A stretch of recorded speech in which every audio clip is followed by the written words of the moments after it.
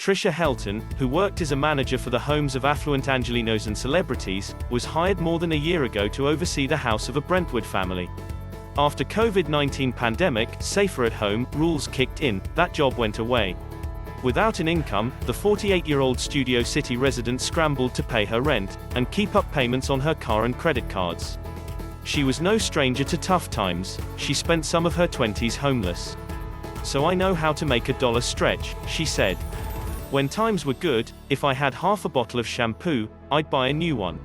But now, I wait until it gets all the way down, and add water to it." Helton cut way back.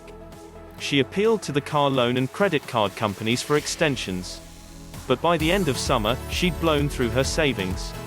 She now owes about $9,000 in unpaid rent, and that could climb to $11,000 by the end of June. "It's been a lot harder to even have a normal life," she said. On Monday, when Los Angeles Mayor Eric Garcetti delivers his State of the City speech, Helton is eager to hear some better news, not just for herself but for all LA residents. This could be an address like none before, an opportunity to instill hope and optimism among residents and business owners who have experienced illness, the losses of loved ones and devastation to their finances.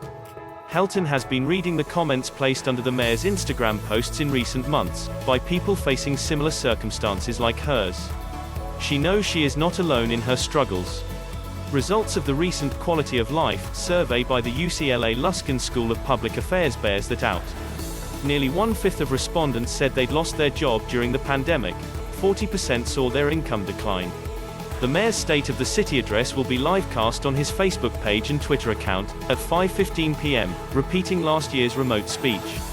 A year ago, the mayor grappled with an uncertain future with his city in the grip of the outbreak. Now, many uncertainties remain, but with statistics indicating that the pandemic is easing, the path has begun to clear.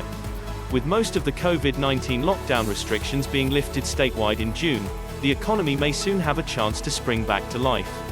In his speech, the mayor would be expected to put forth his plans on the city's recovery, and how leaders will handle the toll left by COVID-19, which has taken the lives of more than 23,000 people.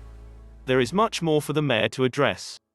Angelenos' anxieties endure about the availability and affordability of housing and the homelessness crisis, which preceded the pandemic, have been exacerbated. Meanwhile, a reckoning around racial injustices is underway.